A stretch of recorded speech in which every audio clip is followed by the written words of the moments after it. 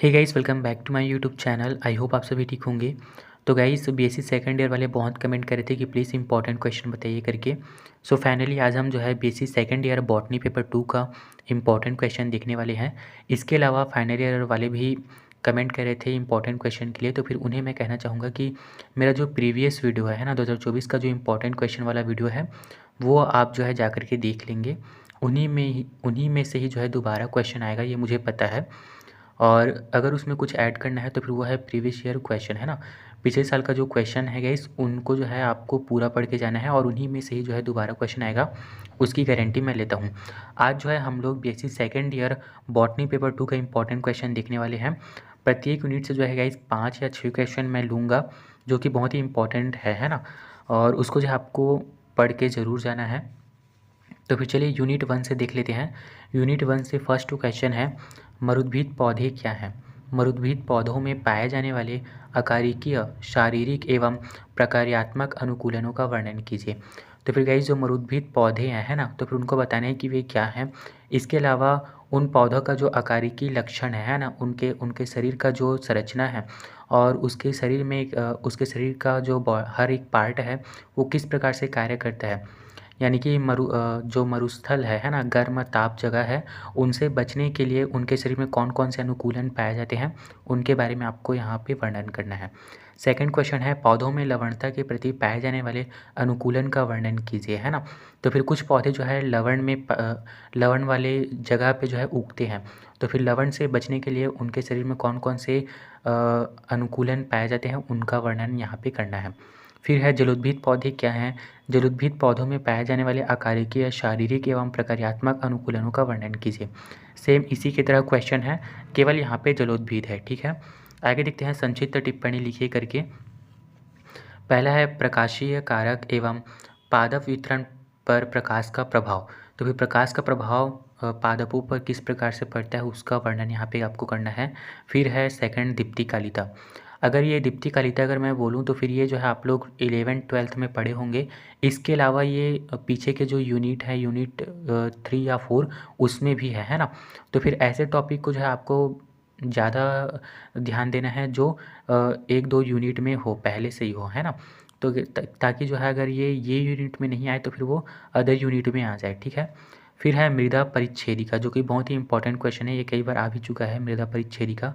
तो फिर ये सारे क्वेश्चन जो है गाइस आपको देखने हैं और बहुत ही इंपॉर्टेंट है, कोई भी क्वेश्चन आप मत छोड़ना, सभी क्वेश्चन जो है इंपॉर्टेंट है। अब देखते हैं सेकेंड यूनिट। सेकेंड यूनिट से फर्स्ट क्वेश्चन है गाइस, पादप अनुक्रमण क्या है, इसके प्रकारों का सचित्र वर्णन कीजिए।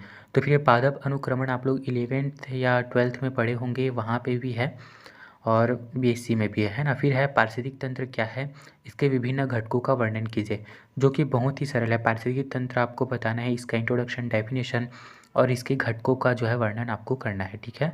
आगे बढ़ते हैं और देखते हैं क्वेश्चन। थर्ड क्वेश्चन है गाइस, पारिस्थितिक पिरामिड क्या है। पारिस्थितिक तंत्रों में पाए जाने वाले विभिन्न प्रकार के पिरामिडों का वर्णन कीजिए। अगर पारिस्थितिक तंत्र वाला अगर वीडियो चाहिए गाइस तो फिर आप लोग जो है मेरे प्लेलिस्ट में जाइएगा।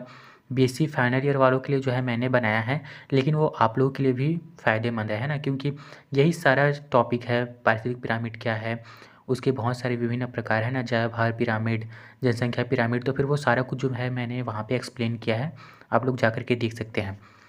फिर है, जैव भू रासायनिक चक्र से आप क्या समझते हैं, उदाहरण सहित समझाइए, जो कि बहुत ही इंपॉर्टेंट क्वेश्चन है।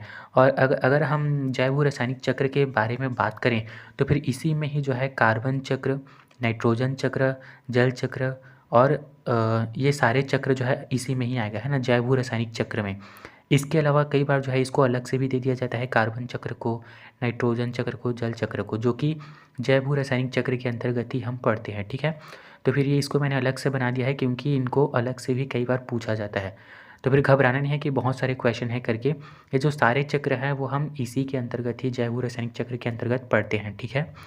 आगे देखें तो फिर है, खाद्य श्रृंखला या पारिस्थितिक तंत्र में ऊर्जा प्रवाह। तो फिर ये भी जो है गाइस बहुत ही सरल है और इसको जो हम पहले से पढ़ते आ रहे हैं, है ना। इसका भी वीडियो बना हुआ है गाइस, आप लोग जा कर के देख सकते हैं। फिर है, इकोटोन या कोर प्रभाव, ये भी ये जो है इम्पॉर्टेंट मुझे लगा, नया इम्पॉर्टेंट क्वेश्चन लगा, इस वजह से मैंने इसको यहाँ पे ऐड किया है। बाकी सारे क्वेश्चन बहुत ही इंपॉर्टेंट है। अगर मैं बात करूँ तो फिर जैव रासायनिक चक्र बहुत ही इंपॉर्टेंट क्वेश्चन है। आगे बढ़ते हैं और यूनिट 3 का देख लेते हैं। देखते हैं गाइस यूनिट 3 से फर्स्ट क्वेश्चन, वाष्पोत्सर्जन किसे कहते हैं? वाष्पोत्सर्जन के प्रकारों को लिखे तथा रंध्रों के खुलने एवं बंद होने की क्रियाविधि की विवेचना कीजिए। तो फिर वाष्पोत्सर्जन किसे कहते हैं गाइस, ये आपको बताना है। इंट्रोडक्शन, अगर डेफिनेशन है तो फिर डेफिनेशन भी। इसके अलावा वाष्पोत्सर्जन को कौन कौन से कारक प्रभावित करते हैं, वाष्पोत्सर्जन की क्रियाविधि किस प्रकार से होती है, रंध्र किस प्रकार से खुलते हैं, किस प्रकार से बंद होते हैं, ये सारा कुछ जो है आपको एक्सप्लेन करना है। फिर सेकंड क्वेश्चन है गाइस, खनिज पोषण क्या है? पादप जीवन में दीर्घ एवं लघु आवश्यक तत्वों की भूमिका का वर्णन कीजिए। तो फिर ये है। आगे देखते हैं थर्ड क्वेश्चन, पौधों में जल अवशोषण की क्रियाविधि का वर्णन कीजिए। ठीक है, जो कि बहुत ही इंपॉर्टेंट है। आगे देखते हैं संक्षिप्त टिप्पणी लिखिए। पहला है पराशरण, सेकंड है विशरण, थर्ड है जल विभव, चौथा है जल के भौतिक गुण, 5 है बिंदु श्रावण और छठवा है जीव द्रव्य कुंचन। तो फिर इसमें से मैं बता दूं, पराशरण और विशरण ये जो है आप लोग पहले से पढ़ते आ रहे हो। इसके अलावा बिंदु श्रावण और जीव द्रव्य कुंचन भी जो है हम 11th 12th में पढ़ चुके हैं। तो फिर कुछ कुछ टॉपिक जो है आपको याद करना है, बाकी सभी टॉपिक जो है आप पहले से पढ़ ही चुके हो, है ना। अब देखते हैं गाइस और आगे बढ़ते हैं और देखते हैं फोर्थ यूनिट। फर्स्ट क्वेश्चन है 4 यूनिट से, क्लोरोफिल की संरचना का वर्णन कीजिए। सेकंड क्वेश्चन है प्रकाश संश्लेषण की प्रकाश अभिक्रिया को समझाइए। फिर है प्रकाश संश्लेषण की अंधकार अभिक्रिया अर्थात केल्विन चक्र का वर्णन कीजिए। ये बहुत ही इंपॉर्टेंट है गाइस। इसके अलावा यहाँ से बहुत सारे MCQ भी आते हैं। हालांकि BSc में MCQ नहीं आते, लेकिन जो कंपटीशन जो एग्ज़ाम होते हैं ना, साइंस से रिलेटेड कंपटीशन एग्ज़ाम, वहाँ पे जो है इससे बहुत सारे MCQ क्वेश्चन आते हैं। ठीक है। फिर है हैच एवं स्लैक चक्र अथवा C4 चक्र को समझाइए। ये भी क्वेश्चन जो है बहुत ही इंपॉर्टेंट है। आगे बढ़ते हैं, प्रकाश श्वसन क्या है, इसकी क्रियाविधि को समझाइए, जिसे हम C2 साइकिल भी जो है कहते हैं। ठीक है। आगे बढ़ते हैं और देखते हैं छठवां क्वेश्चन, श्वसन से आप क्या समझते हैं? ऑक्सीजन के अंतर्गत संपादित होने वाले क्रेब्स चक्र का वर्णन कीजिए। और क्रेब्स साइकिल भी जो है गैस बहुत ही इम्पॉर्टेंट है। यहाँ से भी बहुत सारे MCQ क्वेश्चन बनते हैं कंपटीशन एग्ज़ाम के लिए। ठीक है।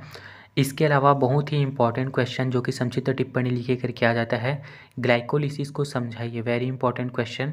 फिर है माइटोकॉन्ड्रिया, जो कि आप लोग पहले से पढ़ते आ रहे हो। फिर है